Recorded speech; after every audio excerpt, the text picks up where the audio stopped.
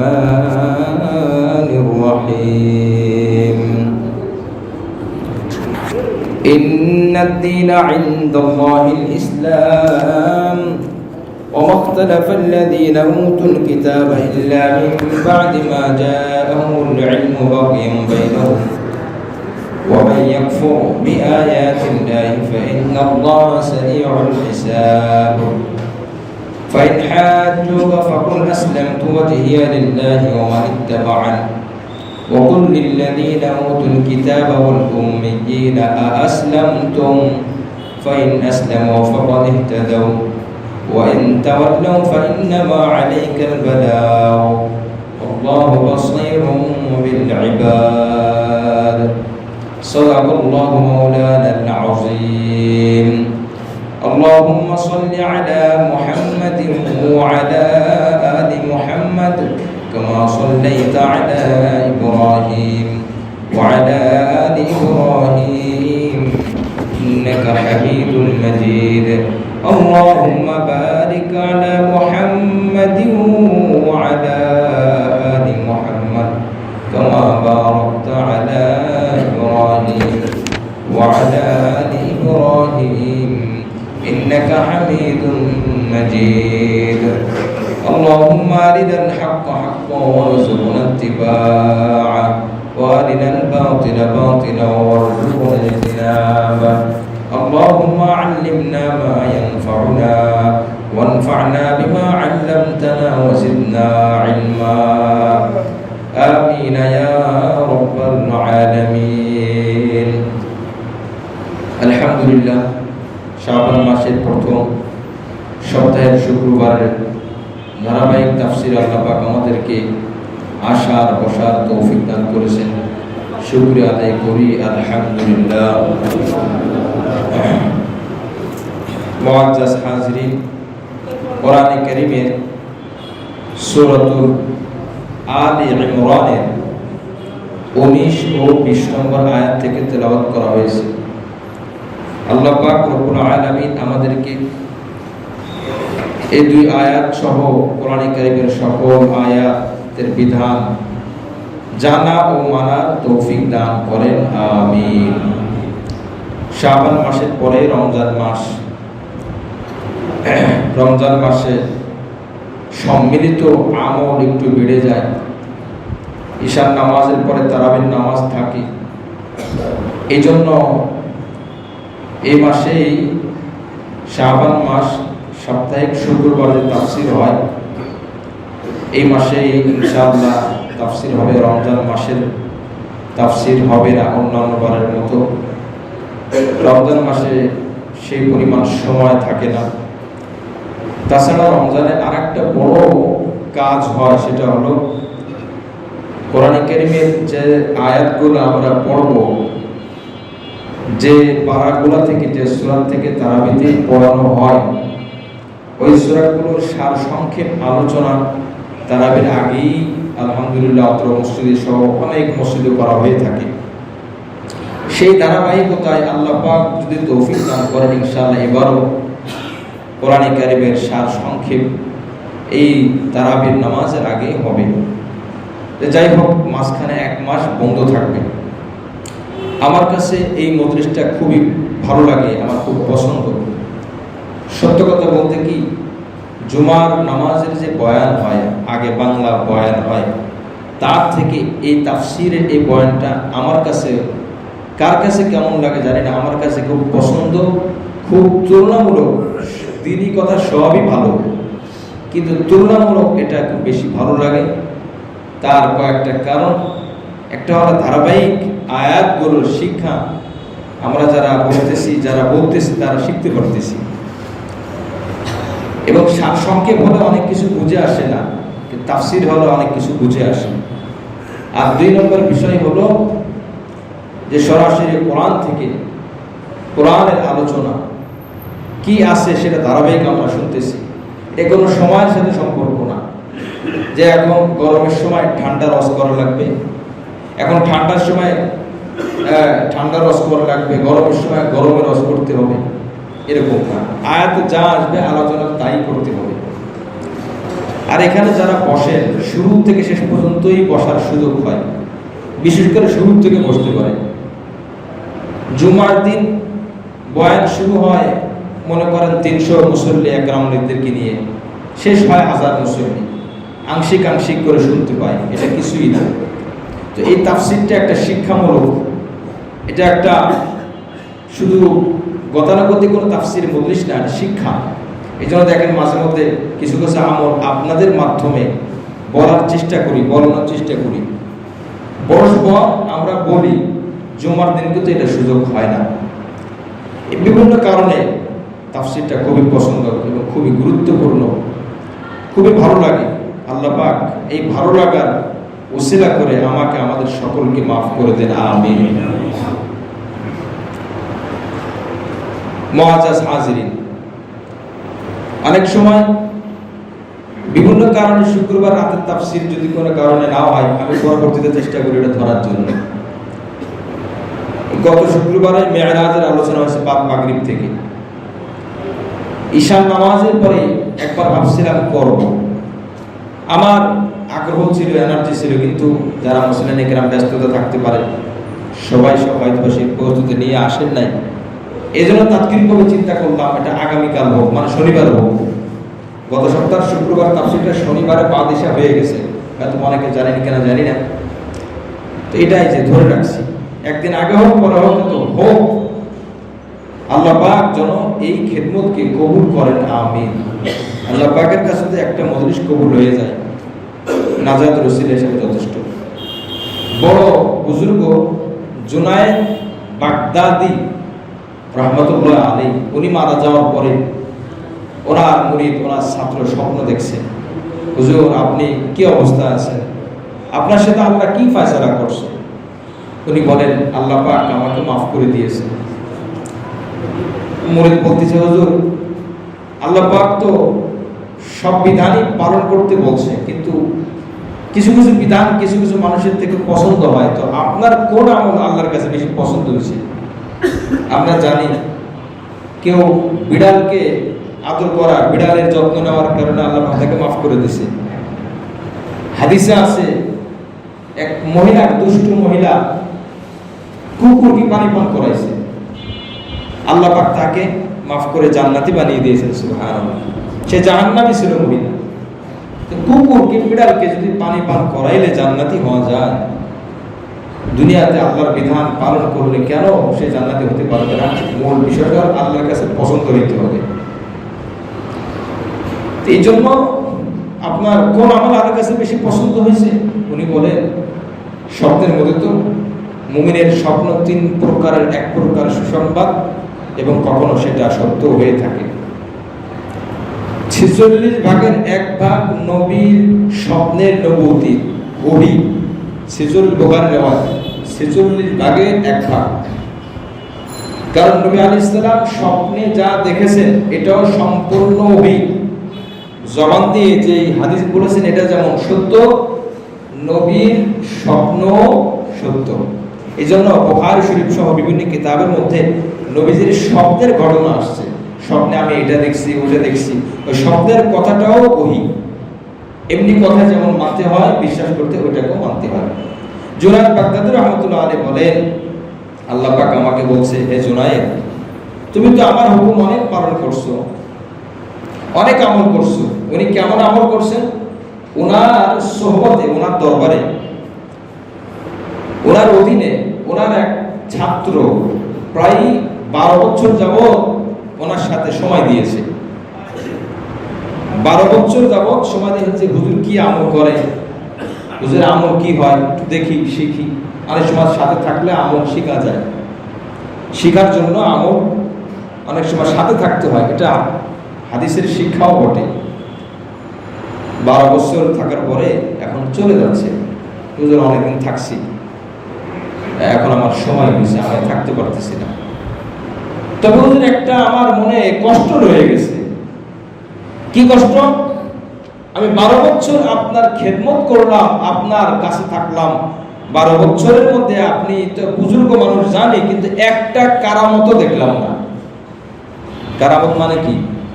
অলৌকিক কোনো ঘটনা, সবাই রাস্তা দিয়ে হাঁটে, আপনি আকাশ দিয়ে উড়ে যাবেন কোনো মাধ্যম ছাড়া। এই একটা অরঙ্গী, একটা কারণ তো দেখলাম না। তো এখন তার মানে মুরিদের কাছে বুজুর্গ হওয়ার জন্য, আল্লাহর ওলি হওয়ার জন্য কারামত পেতে হবে, এটা হলো তার ধারণা। জুনায়েদ বাগদাদী রাহমাতুল্লাহ আলাইহি বললেন, আমি একটা প্রশ্ন করি তোমাকে, আমার কাছ থেকে কোনো কারামত পাও নাই, কথা সত্য, কিন্তু 12 বছর আমার সাথে থেকেছো, 12 বছরের মধ্যে নবীর সুন্নাত, এই 12 বছরের মধ্যে নবীর কোন সুন্নাত আদর্শ কি তুমি আমার থেকে ছুটতে দেখেছো? নবীর সুন্নাতের বিপরীত কোন আমল করতে দেখেছো? আমি নামাজ পড়েছি, আমি বিবাহ শাদী করেছি, আমি বাজারে গিয়েছি, আমি ঘর সংসারে ঘরের সময় দিয়েছি, কত কাজ করছি, তুমি যেগুলো দেখছো বলো তো 12 বছরের মধ্যে নবীর সুন্নাতের পরিপন্থী কোন কাজ আমি কি করছি? তখন ছাত্র কিছুক্ষণ চিন্তা করে বলে, না হুজুর, আমার জানা মতে আমি যত বুঝছি সুন্নাতের পরিপন্থী কোন কাজ আমি আপনাকে দেখি নেই। সুবহানাল্লাহ।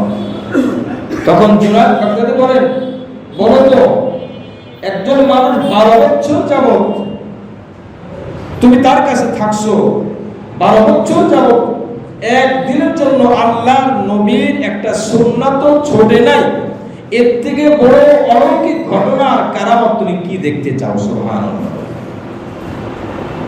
আমল ধারাবাহিকতার সহিত, একনিষ্ঠতার সহিত মজবুত ভাবে করতে থাকা, এটা অনেক বড় কঠিন জিনিস, অনেক বড় কঠিন জিনিস।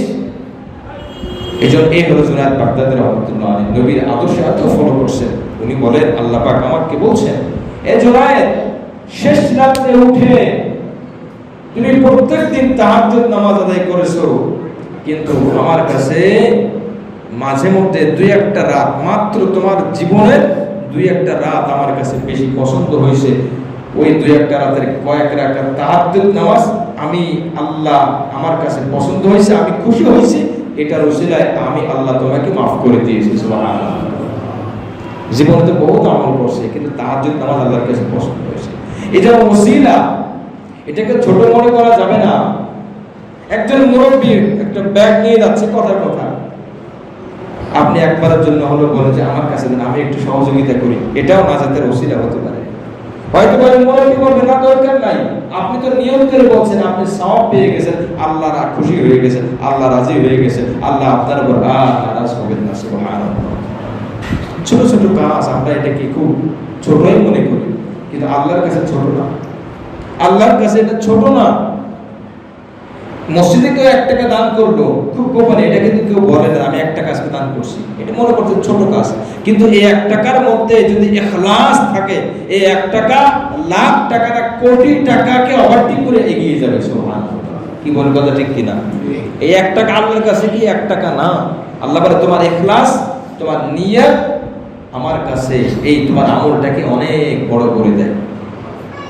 সাহাবায়ে কেরাম কত আমল করছেন, তারা তো নবীজিকে 23 বছর পাইছে, আমাদের যাদের বয়স 60 বছর, আমরা তো ইসলামটা জন্মের পর থেকেই পাইছি। বালেক যদি হয় 15 বছর বয়সে, তো 45 বছর তো ইসলাম পাইছি। আবু বকর রাদিয়াল্লাহু আনহু তো 45 বছর পান নাই, ওমর রাদিয়াল্লাহু আনহু 45 বছর পান নাই, আমরা তো 45 বছর পাইলাম। তাহলে আমরা কিন্তু ইসলামের সময়টা বেশি পাইছি, কিন্তু তাদের আমলের মর্যাদা কেন বেশি? তাদের ইখলাসের মান অনেক বেশি। ইখলাস মানে কি? আল্লাহকে রাজি খুশি করা, সম্পূর্ণ আল্লাহকে রাজি খুশি করার জন্য যেটা করা হয়, এটা নিজেই উপলব্ধি করা, তৈরি করা। যদি নিজে আমি পরীক্ষা করতে চাই যে আচ্ছা আমার মধ্যে ইখলাস আছে নাকি নাই, নিজে নিজে পরীক্ষা করা দরকার, আছে কি আছে না বলেন? কারণ আল্লাহ পাক তো হিসাব নেবে, তার আগে নিজের হিসাবটা একটু নিজে নিই, ইখলাস আমার আছে কি আছে না। এটা 2টা আলামত বিশেষ করে, সেটা হলো মানুষ আমার ওই ভালো কাজটা করার কারণে প্রশংসা করলো, আমিও মনে মনে প্রশংসার একটু চিন্তা করলাম, আর প্রশংসা করার দ্বারা আমি অনেক খুশি হয়ে গেলাম। প্রশংসা না করলে আমি তেমন কিছু করলাম না, বা খুশিও না, রাগও না, কিন্তু আমার মনের চাহিদা একটু প্রশংসা করুক, একটু মানুষ জানুক, একটু মানুষ দেখুক, এটা একটা চাহিদা, মনোভাব। এটা যার মধ্যে যত বেশি হবে তার ইখলাস তত দুর্বল হবে, আর এটা যার মধ্যে যত কম হবে সে প্রকাশ্যে কোনো কাজ করুক বা গোপনে করুক, হতে পারে প্রকাশ্যে করেও ইখলাস মজবুত কি হতে পারে কিনা বলেন, আবার হতে পারে গোপনে করেও তার ইখলাস দুর্বল। সেটা কেন? গোপনে করছে কিন্তু মনে মনে চাচ্ছে যে কোনো ভাবে একটু ছড়ায় যাক, ঘটনাটা যে কোনো ভাবে একটু ছড়িয়ে যাক, এই যে চিন্তা। আর একটা আলামত হলো আমি যে কাজটা করছি এটার বিনিময়ে দুনিয়াতে প্রশংসা যদি না করি, না করা হয় তো মারাত্মক রাগ হয়, কষ্ট হয়। আর প্রশংসা না করে সামনে আর দিতে চায় না, আর করতে চায় না। কোরআনে কারীম থেকে ছোট্ট একটা ঘটনা, হযরত আবু বকর রাদিয়াল্লাহু তাআলা আনহু, এই ঘটনাটা খুব শিক্ষণীয় ঘটনা। প্রত্যেকটা ঘটনার মধ্যে শিক্ষা থাকে। উনি ওনার আত্মীয় মিস্তা গালেবান তাকে খুব সহযোগিতা করতো, অর্থনৈতিকভাবে খুব সাহায্য করত। ওনার মেয়ে আয়েশা রাদিয়াল্লাহু আনহা, ওনার ব্যাপারে একটা অপবাদ দেওয়া হয়েছিল, আমরা জানি। একটা মিথ্যা, চারিত্রিক মিথ্যা অপবাদ দেওয়া হয়েছিল। ঘটনাক্রমে ওনার ওই আত্মীয়, যে আত্মীয়কে উনি টাকা পয়সা দিয়ে সাহায্য সহযোগিতা করে, ওই আত্মীয় সমালোচনাকারীদের অন্তর্ভুক্ত হয়ে গেল। মানুষ একটা কথা 10 বার শুনতে শুনতে তখন তার দিলে গেঁথে যায়, ওনা এটা হইলে হইতেও পারে। যখন আবু বকর সিদ্দিক রাদিয়াল্লাহু আনহু শুনলেন যে আমার ওই আত্মীয় যাকে আমি টাকা পয়সা দিয়ে সাহায্য করি সে আমার মেয়ের বদনামে শরীক হয়েছে, আমার মেয়ের যারা সমালোচনা করে তাদের সাথে সম্পৃক্ত, তখন তিনি বলছে কি, আমি কসম করলাম, আমি পণ করলাম, আমি যে তাকে টাকা পয়সা দান করি আর জীবনও আমি তাকে টাকা পয়সা দান করব না। বলেন তো এই ধরনের মনোভাব আসাটা যৌক্তিক কিনা? আমার টাকা আমি আপনার দিলাম, আপনার চালাইলাম, সাহায্য করলাম, ওটা আপনি আমার বিরুদ্ধে কথা বললেন। এটা মানবিক একটা চাহিদা, মানবীয় স্বভাব। সে কসম করছে অলরেডি, আমি দেব না। যাই হোক, যারা তওবা করার তারা তওবা করছে, যারা অপবাদ দিয়েছিল ওনার ব্যাপারে, তো উনি যে কসম করছে সে তো আসলে অপরাধী, যেহেতু সমালোচনাকারীদের অন্তর্ভুক্ত হয়েছে, অপরাধী। কিন্তু উনি তো কসম করছে আমি দেব না। দান করা এটা কি সওয়াবের কাজ না গুনার কাজ? দেব না এটা খুব ভালো কাজ, দেব না। মনের মতো কষ্ট। ওনার এই কসমটা আল্লাহ পাক শুনে নিয়েছেন কিনা? আল্লাহ পাক শুনছেন। ঘটনা সূরাত নূরের মধ্যে যদি সম্ভব হয় এর যে প্রেক্ষাপট শানে নুজুল বলে দেখে নেবেন, পাবেন। সূরাত নূর আয়াত নম্বর 22 নম্বর আয়াতটা ঠিক ওনার প্রেক্ষাপটে।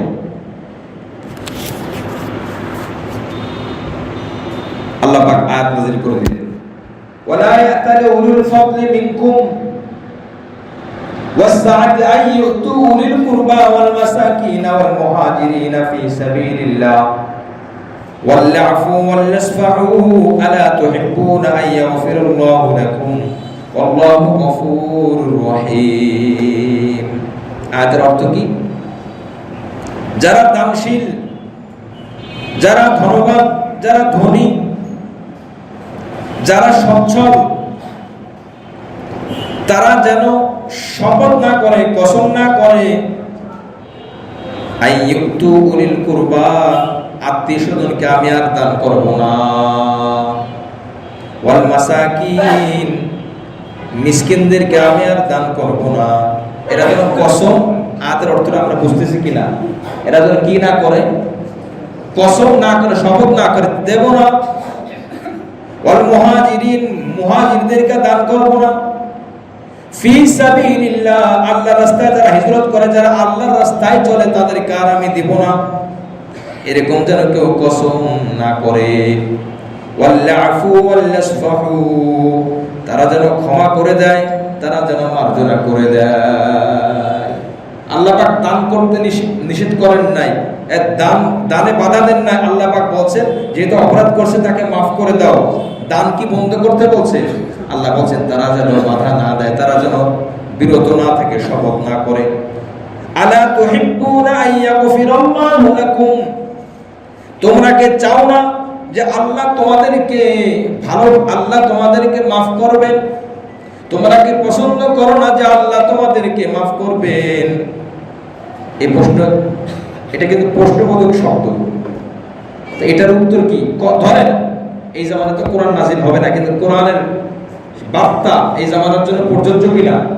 এই কোরআন তো কিয়ামত পর্যন্ত, এটা এই যে এই মাত্র শুনতেছি, যদি কোরআন নাযিল হওয়া এখনো চলমান থাকতো তো এখনো নাযিল হইতো। এই বিধানটা যখন যে শুনবো কেমন যেন ওইটা আমার জন্য। তোমরা কি চাও না যে আমি আল্লাহ তোমাদেরকে মাফ করব? ধরেন আল্লাহ যদি আমাদেরকে বলেন এই মুহূর্তে, তোমরা কি চাও না আমি আল্লাহ মাফ করব? আমাদের উত্তর কি হবে? যে আল্লাহ আমরা অবশ্যই চাই। মাপ চাইতে চাইতে তো মুখে ফেনা উঠে যায়। রমজানে মাপ চাই, রাতে মাপ চাই, দিনে মাপ চাই, নামাজের পরে আগে পরে মাপ চাই, হজের সময় সব জায়গা থেকে মাফই চাই। সবে কদরে তো মাফ চাওয়ার দোয়াই আছে আলাদা। আয়েশা সিদ্দিকা থেকে বর্ণিত, আল্লাহ নবী বলছেন যদি তুমি সবে কদর পেয়ে যাও তো তুমি একটা দোয়া করবা, আল্লাহুম্মা ইন্নাকা আফুউন, আল্লাহ আপনি ক্ষমাকারী, কারীম সম্মানিত, তুহিব্বুল আফওয়া, ক্ষমাকে পছন্দ করেন, ফাআফু আননি, তাই আমাকে ক্ষমা করে দেন। সবে কদরে কিন্তু স্পেশাল ভাবে নবী যে আর কিছু বলেন নাই। হ্যাঁ, অনেক দোয়া করা যাবে, ভিন্ন কথা। আয়েশা সিদ্দিকা বলেন হুজুর যদি সবে কদর পেয়ে যায় কি দোয়া করব? আল্লাহ নবীকে লম্বা দোয়া বলেন নাই যে তুমি দুনিয়া চাবা, আখিরাত চাবা, এটা চাবা, সেটা চাবা, না, তুমি চাবা আল্লাহ আমাকে মাফ করে দেন। সুবহানাল্লাহ। এই যে মাফ তোমরা কি চাও আমি আল্লাহ মাফ করে দেব? আল্লাহু গফুরুর রহিম। আয়াত নাযিল হয়েছে নবীর উপরে, প্রেক্ষাপট আবু বকর সিদ্দিক। নবী দ্রুত ডাকছে, এ আবু বকর এদিকে এসো।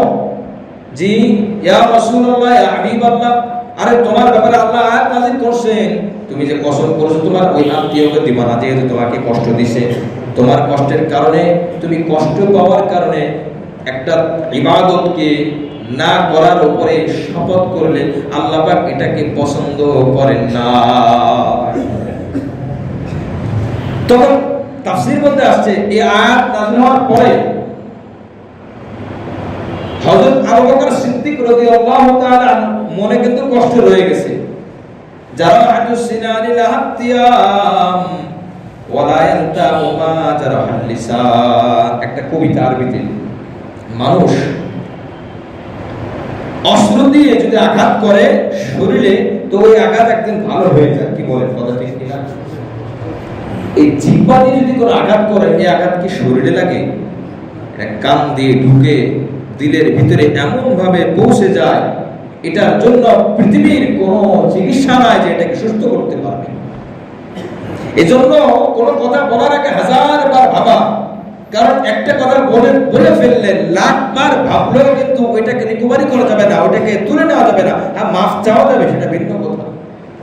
এই জন্য এই জবান বহুত বড় ভারী জিনিস। রাসূল তো বলছেন, এক সাহাবী জিজ্ঞেস করছেন মুক্তি পাবো কেমনে? ব্যাস আর কোনো কথা নাই, মান নাজাত ইয়া রাসূলুল্লাহ, আমি মুক্তি পেতে চাই।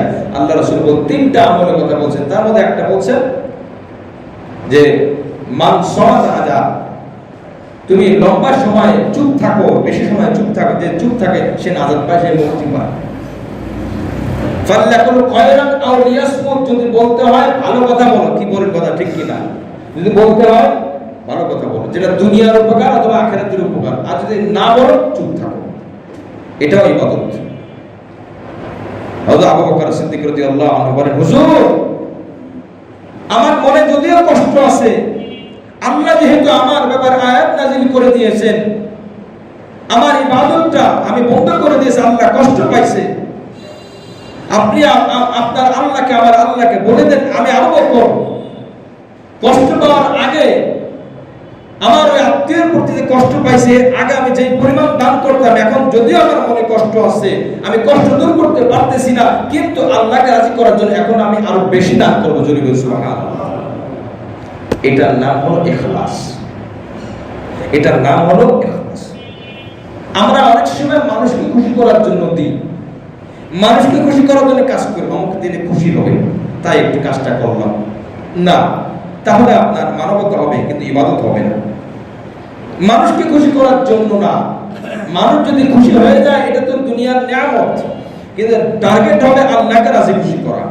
এই জন্য আমি সব সময় একরকম থাকবো।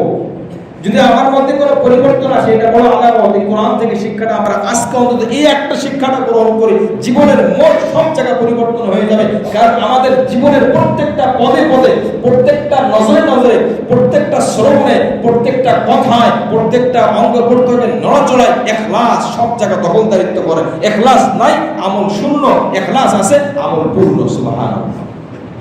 ইখলাস লাগবে।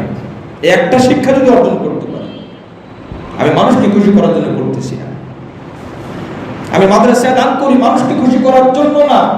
কথার কথা মাদ্রাসার কোনো হুজুর আমার সাথে খারাপ আচরণ করছে, ওই হুজুরটা খারাপ হতে পারে, কিন্তু মাদ্রাসার গরিব ছাত্র, মাদ্রাসার অসহায় ছাত্র, মাসুম বাচ্চারা, এরা কি খারাপ না? এই যে যদি আমার মধ্যে পরিবর্তন আসে, বোঝা যাবে ইখলাসের মধ্যে ঘাটতি পড়ছে। কি বলেন, কথা ঠিক কি ঠিক না? আমরা এই কথাতে একমত না মনে হয়? মনের মধ্যে যদি পরিবর্তন আসে, বুঝতে হবে ইখলাসের মধ্যে ততটুকু ঘাটতি আসছে। মনের মধ্যে পরিবর্তন নাই, বুঝতে হবে ইখলাসের মধ্যে ঘাটতি নাই। আবু বকর সিদ্দিক রাদিয়াল্লাহু আনহু এই ঘটনাই হলো চরম শিক্ষা। উনি কষ্ট আসার পরে কি দান কমাই দিয়েছেন আরো বাড়াই দিয়েছেন? আর কিছু আমার জীবনের একটা উপদেশ আমার জীবনের জন্য যথেষ্ট। দুনিয়াতে আল্লাহ পাক সুসংবাদ দিয়ে তাকে জান্নাতে নিয়ে যাবেন। সুবহানাল্লাহ। ইখলাস যদি হয়, এই জন্য আজ আমল অনেক আছে, নামাজ অনেক আছে, দান সদকা অনেক আছে, ওমরা হজ বহুত আছে, ইখলাসের জায়গায় ঘাটতি আছে। কি বলে, কথা ঠিক কিনা? আগের জামানা মানুষ অনেক বেশি আমল করতে পারতো না, কিন্তু ইখলাস ছিল, নিয়ম খাঁটি ছিল। এই জন্য শিক্ষা হলো ইখলাস। আপনার হিসাব আপনি করেন, আমার হিসাব আমার করতে হবে। আমি কি নিজেকে সংশোধন করতে পারলাম কিনা, আমার মধ্যে কি পরিবর্তন আসছে কিনা। আমার মধ্যে পরিবর্তন আসছে, বোঝা যাবে আমি ইখলাসের উপর নাই। দুনিয়াতে কোনো বিশেষ করে লাভ ক্ষতি হবে না, কিন্তু আমি যেটা দিলাম, আমি যে আমলটা করলাম, আমি যে জিকিরটা করলাম, এটা তো একটা বিনিময় আমি পেতে চাই। আমি আখিরাতে যাওয়ার পরে দেখবো ওই একই পরিমাণ জিকির করছে, একই পরিমাণ নামাজ পড়ছে, একই পরিমাণ ভালো কাজ করছে, দান করছে, ওনার মর্যাদা 100 তলার উপরে আর আমার মর্যাদা 100 তলার নিচে। আল্লাহ এত পার্থক্য কেন? আল্লাহ পাক বলেন, আমলের পরিমাণ দিয়ে আমি বান্দার মর্যাদা বাড়াই না, আমলের ওজন দিয়ে আমি মর্যাদা বাড়াই। বলেন তো 1 কেজি তুলা বেশি না 1 কেজি লোহা বেশি? সমান না। আমি তো ওজন করি, আমি তো বলি 1 কেজি তুলার ওজন বেশি না 1 কেজি লোহার ওজন বেশি? এই কথার উত্তর হবে সমান সমান। বুঝেন? 1 কেজি তুলার ওজন বেশি না 1 কেজি লোহার ওজন বেশি? সমান। কথা খালাস। এবার আসেন, 1 কেজি তুলা বেশি না 1 কেজি লোহা বেশি? সহজ কথা, কেজি তো 1 কেজি। 1 কেজি তুলার প্যাকেটটা এত বড়, আর 1 কেজির যে পাল্লা ছোট। এটাই বোঝার জন্য যথেষ্ট। ইখলাস যদি সুন্দর হয়, তাহলে দুজনের 2 রাকাত নামাজ, একজনেরটা তুলার মতো বেশি হয়ে যাবে, আর একজনেরটা ওই লোহার মতো কম হয়ে যাবে। এই জন্য আল্লাহ পাক বলছেন, আমি আল্লাহ আমল গণব না, আমি আল্লাহ আমল কি করবো বলেন? ওজন করব। যার আমলের ইখলাস যত বেশি হবে, তার ওজন তত বেশি হবে। তাহলে পরিমাণ দিয়ে ওজন না, বৈশিষ্ট্য দিয়ে ওজন। বৈশিষ্ট্য দিয়ে ওজন, সংখ্যা দিয়ে ওজন না, কোয়ালিটি দিয়ে ওজন।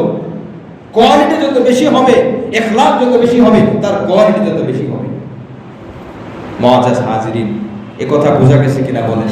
খুব সহজ বিষয়, খুবই সহজ বিষয়। তো আল্লাহ পাক রব্বুল আলামিন বলেন, বান্দা তোমার আমল বাড়াও। এটা আল্লাহ পাক বলেন। আর সূরা মুলকের মধ্যে আসছে, সূরা মুলক আমরা যারা সবসময় পড়ি, আমি তোমাদের আমল গুনি না, আমি তোমাদের আমল সুন্দরটা আমি দেখি। সুবহানাল্লাহ।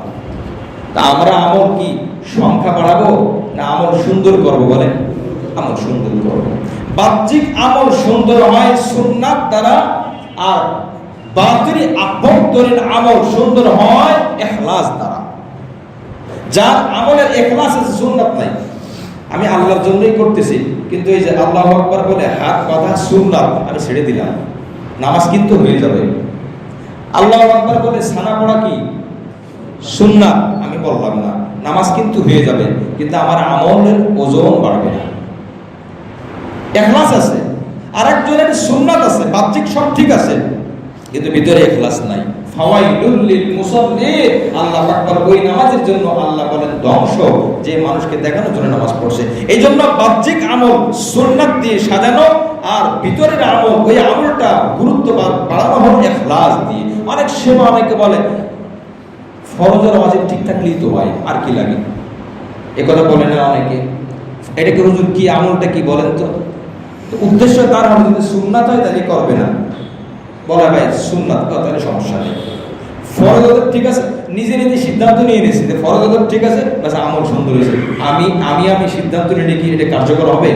রাসূলের সুপারিশ লাগবে না। ফরজ আর ওয়াজিবের দ্বারা আল্লাহর সাথে সম্পর্ক বাড়ে, সুন্নাত দ্বারা কার সাথে সম্পর্ক বাড়ে? জোহরের নামাজের আগে 4 রাকাত সুন্নাত, এটা কার হক? রাসূলের হক না? এই সুন্নাত পড়ার দ্বারা রাসূল খুশি হন, আর জোহরের 4 রাকাত ফরজ পড়ার দ্বারা আল্লাহ খুশি হন। আমি শুধু 4 রাকাত ফরজ পড়লাম, সুন্নাত পড়লাম না, আল্লাহ খুশি হবেন, কিন্তু আল্লাহ তো খুশি হবেন রাসূলের মাধ্যমে। রাসূল বলে আমি খুশি হতে পারতেছি না, আল্লাহ আমার সুন্নাত তার মধ্যে নাই। আল্লাহ বলবেন আমারও খুশি হওয়ার কথা, আমি 100% খুশি হইতাম যদি আমার নবী খুশি হইতো, যেহেতু আমি এক নবী খুশি না, এই জন্য আমি 40% খুশি হব, কারণ আমার নবীর সন্তুষ্টির মধ্যে আমি আল্লাহর সন্তুষ্টি। মুআজ্জাজ হাজরিন, এই জন্য আমলের ইখলাস বাড়ানো। আল্লাহ পাক আমি বলতেছি আমাকে, আমরা যারা শুনতেছি, আমাদেরকে যারা শুনতেছে না, সবাইকে ইখলাস মজবুত করার তৌফিক দান করেন। আজ জানেন, আজ বড় সমস্যা, বড় অসুবিধা ইখলাস না থাকার কারণে। ইখলাস নাই, এই জন্য বড় অসুবিধা, বড় সমস্যা। পোস্টারের নাম একটু বেশি উপরে আসছে, নিচে আসছে, এ লেগে গেছে, ইখলাস নাই। পোস্টারের নাম আসে নাই, ইখলাস নাই। মাহফিল আমার নাম আসলো না। আর অনেক উপমা এরকম দেওয়া যাবে, আপনি নিজে চিন্তা করে বের করতে পারবেন। ইখলাস নাই। ইখলাস এটা ব্যক্তিগতভাবে অর্জন করতে হবে, চেষ্টা করে করে। আল্লাহ পাক যেন আমাদেরকে ইখলাস মজবুত করার তৌফিক দান করেন, আমিন। রাজি আছি তো ইনশাআল্লাহ? ইখলাস মজবুত করার কিছু প্র্যাকটিক্যাল আমল আছে, এটা ইনশাআল্লাহ অন্য এক সময় আবার সুযোগ করে আল্লাহ পাক তৌফিক দান করলে ইনশাআল্লাহ বলা হবে। আমি আলোচনা অন্যদিকে চলে গেছি। আল্লাহ পাক বলেন যে আয়াত আমি তেলাওয়াত করছি, ইন্নাদ দীন ইনদাল্লাহিল ইসলাম। আয়াতটা খুব পরিচিত কিনা আমাদের কাছে? অনেক পরিচিত। আয়াত নম্বর 19, সূরার নাম সূরাতু আলে ইমরান। খুব খেয়াল করে, এদিকে খেয়াল করি। ইন্নাদ দীন ইনদাল্লাহিল ইসলাম। আলোচনা বেশি না, অল্প সময়ের মধ্যে শেষ করে দেব। নিশ্চয়ই ধর্ম আল্লাহর কাছে, আল ইসলাম ইসলামী শাব্দিক অনুবাদ করছি। ধর্ম কেবলমাত্র আল্লাহর কাছে ইসলামই। তার মানে কি ইসলাম ছাড়া অন্য ধর্ম আল্লাহর কাছে ধর্ম? কথা পরিষ্কার হইতে হবে। কিন্তু ইহুদ বর্তমান সময় হিসাবে বলতে হবে, ইহুদি বর্তমান সময় আল্লাহর কাছে ধর্ম, নাসারা বর্তমান সময় আল্লাহর কাছে না, হিন্দু এগুলো তো আরো না। ইহুদি নাসারা এটা তো একসময় আল্লাহর কাছে ধর্ম হিসেবে ছিল, বর্তমান সময় লাস্ট এবং ফিরে শেষ, এরপরে আর নাই, আর পরিবর্তন হবে না। এটার নাম হলো ইসলাম। এটা শেষ, কোনো পরিবর্তন হবে না, পরিবর্তন হবে না। বর্তমান সময় ইহুদি ধর্ম ধর্মরা এই কোরআনের এই আয়াত বলে, নাসারা ধর্ম ধর্মরা কোরআনের এই আয়াত বলে, আর অন্যান্য ধর্ম তো বাদে দিলাম। মিল্লাতে হানাফি, মিল্লাতে ইব্রাহিম ধর্ম এখন ধর্ম না। এই জন্য আল্লাহ পাক সূরা আলে ইমরান আরেক জায়গায় বলেন, ওয়ামান ইয়াবতাগি গায়রাল ইসলামি দীনান ফালান ইউকবালা মিন। যে ব্যক্তি ইসলাম ছাড়া অন্য কোন ধর্মটাকে আমার সামনে পেশ করবে, সেটা যাই হোক, ইসলাম ছাড়া অন্য কোন ধর্ম, যদি সেটা ইহুদি হয়, যদি সেটা নাসারা হয়, আল্লাহ পাক বলেন ফালান ইউকবালা মিন, আমি আল্লাহ পাক এটাকে কবুল করব না। আল্লাহ পাক কবুল করবেন না। মুআজ্জাজ হাজিরিন, এখানে আরেকটা কথা ছোট্ট করে, ইসলাম নাম দিয়ে ইসলাম পরিপন্থী কোনো আকীদা যদি থাকে, ওটাকে কি ইসলাম বলা হবে? সহজ কথা, ইসলাম নাম দিয়ে ইসলাম পরিপন্থী কোনো আকীদা, এটা মূলনীতি। এখন এটা যেখানে লাগে লাগুক, যার সাথে যায় যাক। একজন ব্যক্তি সব ঠিক আছে, সব কিছু ঠিক আছে, নবীজির একটা সুন্নাত, উদাহরণস্বরূপ মিসওয়াক করা, এটাকে সে স্বীকার করে না, এটাকে উপহাস করে, এটাকে তাচ্ছিল্যতার সহিত দেখে, এটাকে স্বীকার করে না, অস্বীকার করে, বলেন তো সে কিন্তু নামাজও পড়ে, রোজাও রাখে, সব কিছু করে, দাবি করে আমি মুসলিম, ইসলাম পরিপন্থী এই আকীদা হওয়ার কারণে সে কি মুসলিম আর আছে? নাই। এখন সে যেই নামগুলো, এই হিসাবে আমাদের দেশে বহুত ফিরকা আছে, তার মধ্যে একটা হলো কাদিয়ানী ফিরকা। কাদিয়ানী ফিরকা সন্দেহহীনভাবে, নিশ্চিতভাবে তারা যে কাফের, এই আকীদা আমার ভিতরে লালন করতে হবে, নচেত আমি মুসলমান হতে পারবো না। তার কারণ হলো কাদিয়ানীরা আমাদের নবীর ব্যাপারে আল্লাহ এক এটা তারা মানে, পরকাল আছে বিশ্বাস করে, কিন্তু নবীর ক্ষেত্রে তারা এসে বলে মুহাম্মদ তো নবী, কিন্তু এছাড়াও আরো নবী আছে, বুরুজি নবী, জিল্লি নবী, ছায়া নবী, সামাই নবী, দুনিয়াবী নবী, বহুত শিরোনামে, যে আমরা সরাসরি মুহাম্মদ নবী বলি না, এই নবী সেই নবী বলি। এই নবীকে স্বীকার করার কারণে রাসূল যে আখিরি নবী, এটাকে অস্বীকার করা হয়। আর এই বিশ্বাসটাকে অস্বীকার করার কারণে সূরাতুল আহজাবের 22 নম্বর পারা 2 নম্বর পৃষ্ঠার ওই আয়াতকে মা কানা মুহাম্মাদুন আবা আহাদিন মির রিজালিকুম ওয়ালাকিন রাসূলুল্লাহ ওয়া খাতামান নবিয়্যিন, শেষ নবী, এই আয়াতের এই অংশটাকে অবিশ্বাস করার কারণে যারা মুসলিম নামধারী, ইসলাম নামধারী কিন্তু কাদিয়ানী, এই কাদিয়ানীরা নিশ্চিতভাবে কাফের। কাফের, বাস, কোনো দলিল লাগবে না। অনেক ওলামা একরাম এটাকে মজবুত করার জন্য কি বলে জানেন? যদি কেউ বলে যে কাদিয়ানী যে কাফের, এর দলিল দেও, দলিল চাওয়াও এটা কুফরি। এটা তো স্পষ্ট কথা, এটা স্পষ্ট অনিষিদ্ধ বিষয়। মুআজ্জাজ হাজরিন, আমাদের দেশে এই কাছেও নন্দীপাড়ার এদিকে তাদের মসজিদ আছে। ইমান বাঁচায় ভাই, ইমান বাঁচায়। বড় কষ্ট লাগে, বড় দুঃখ লাগে। কয় বছর বাঁচবো দুনিয়াতে? 1000 বছর বাঁচার টার্গেট নিয়ে দুনিয়াতে আসি নাই, 100 বছর বাঁচার টার্গেট নিয়ে দুনিয়াতে আসি নাই। একদিন যদি বাঁচি ইমান নিয়ে সিংহের মতো, ওই একদিনটা আল্লাহর কাছে পছন্দ। ওই একদিন আমার পুরো দুনিয়া কেন, আল্লাহ পাক এরকম 10 দুনিয়া আল্লাহ পাক জান্নাতে ওই বান্দাকে দেওয়ার জন্য আল্লাহ পাক প্রস্তুত রেখেছেন। সুবহানাল্লাহ। বহুত ক্ষতিকারক। আমরা এখানে যারা আছে আমরা তো সচেতন, মাশাআল্লাহ। আমাদের সাথে অনেক বাইরে চলাফেরা করে, দিন ধর্মের হয়তো কম বোঝে বা বোঝে না বা জানে না, চর্চা করে না, তাদের সাথে চলাফেরা করার কারণে ধাপে ধাপে ধাপে ধাপে ব্যাস তাদেরকে মুসলিম বানায় নিচ্ছে, তাদেরকে কাফের বানায় নিচ্ছে। বক্সিবাজারে যে তাদের যে মসজিদ আছে, আহমদিয়া মুসলিম জামাত লেখা আছে, আপনি যা ঢুকতে পারবেন না। বলেন তো পৃথিবীর এমন কোন মসজিদ আছে যেখানে পারমিশন নিয়ে ঢুকতে হয়? পৃথিবীর কোন মসজিদ আছে পারমিশন নিতে হয়? মসজিদ হিসেবে আমি ঢুকবো, মুসল্লি পাক অনুমতি নেওয়া লাগবে। কারণ তাদের মসজিদে আপনি গেলে আপনি ঢুকতে দেবে না। আপনি যান বক্সিবাজার যান, আপনি সুন্নাতি লিবাস, আপনি স্বাভাবিক একজন মুসলিম হয়ে ঢুকবেন, আপনারা ঢুকতে দেবেন। কেন ঢুকতে দেবে না? বোঝা করে ডাল নিখুঁজ কাল হয়, ভেজাল আছে এর মধ্যে। বুঝাই তো যায় তোমার কর্মের দ্বারা তুমি মসজিদে ঢুকবে একজন মুসল্লি নামাজ পড়ার জন্য, তুমি গেট ধরো না, তার মানে কি তোমার মধ্যে কোনো ভেজাল আছে, তোমার মধ্যে কোনো অসুবিধা আছে। আর কি প্রমাণ লাগবে? এটা আকীদার বিষয়। এই জন্য ভাই আমি আকীদার বিষয় আসলে আমি স্বাভাবিকভাবে বলতে পারি না কথা। নামাজ অনেক মানুষ নাই পড়তে পারে, এই জন্য সে কাফের না। বারবার আমি একই কথা এই জন্য বলি, ভিতরে গেঁথে যান। কিন্তু ইমান ঠিক রেখে দুনিয়া থেকে বিদায় নেওয়া, ইমান ঠিক রাখা। আল্লাহ পাক আমাদের সকল ইমানকে মজবুত করে দেন, আমিন। ইমান, ইমান, এই জামানে ইমান হাতের উপর আগুন রাখার মতো হয়ে গেছে, ইমান বাঁচানো। এই জন্য ইমানের আলোচনা বেশি দরকার।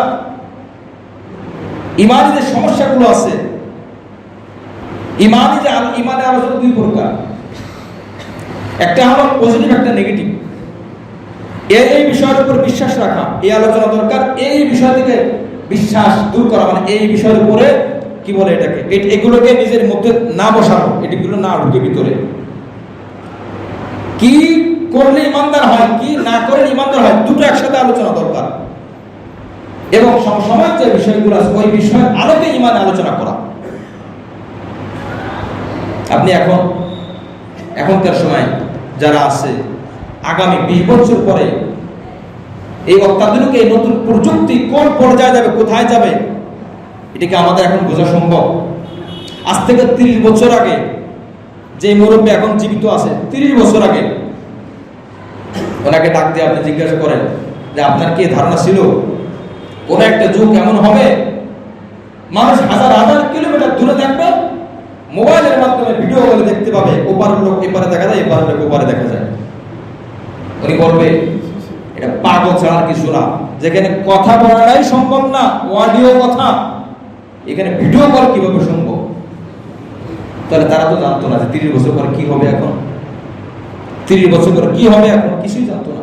এখন 30 বছর আগের যে আলোচনা, ওই আলোচনাগুলো কি এখন করলে এটা বুঝে আসবে সম্পূর্ণ? আর এখনের যে আলোচনা 30 বছর আগের করলেও বুঝে আসবে না। 30 বছর আগে যদি বলা হয় যে মোবাইলের এই সমস্যা, মোবাইল এরকম ব্যবহার করবেন না, এরকম ব্যবহার করলে ক্ষতি হবে, তাহলে মোবাইল কি বলে, এর মধ্যে ভিডিও থাকে বলে, এর মধ্যে একটু জিনিসের মধ্যে ভিডিও থাকে, আবার এটা কিভাবে সম্ভব? এর মধ্যে করে দুনিয়া বলে, দুনিয়া কিভাবে সম্ভব? এটা সম্পূর্ণ অবাস্তব বিষয়। এখন এই জামানায় এই জন্য সমসাময়িক যে বিষয়গুলো আছে, এই বিষয়ের আলোকে ইমানে আলোচনা বেশি করা দরকার, যাতে করে মানুষ বাঁচতে পারে। মুআজ্জাজ হাজিরিন, এই জন্য আল্লাহ পাক বলেন যে একমাত্র ধর্ম আল্লাহর কাছে ধর্ম হিসাবে কোনটা? ইসলাম ধর্ম। কবরে যাওয়ার পরে যখন প্রশ্ন করা হবে মা রব্বুকা, তোমার রব কে, এখানে আমরা আরো একটু ব্যাখ্যা আছে, কিন্তু তোমার রবকে মানে শুধু তোমার রবকে এতটুকুটা কিন্তু কথা, শব্দ এতটুকু, এর মাফহুম, এর উদ্দেশ্য হলো তোমার রবকে কি তুমি চেনো, তোমার রবের পরিচয় কি তুমি দুনিয়ার থেকে নিয়ে আসছো? এই হলো প্রশ্নের উদ্দেশ্য। তাফসীরে হেদায়াতুল কোরআন 1 নম্বর কথা মুফতি সাঈদ আহমদ পারভেজ সাহেব রাহমাতুল্লাহ আলাইহি রাহমাতুল্লাহ উনি তাফসীর মধ্যে আনছেন 8 খণ্ড তাফসীর, এক এক খণ্ড প্রায় 600 থেকে 700 পৃষ্ঠা। মুআজ্জাজ হাজিরিন, উনি বলছেন যে তোমার রবকে, রবের পরিচয় কি তোমার জানা আছে? দুনিয়াতে রবের পরিচয়, নামাজের মধ্যে রব শব্দ আছে, বহুবার রব শব্দ।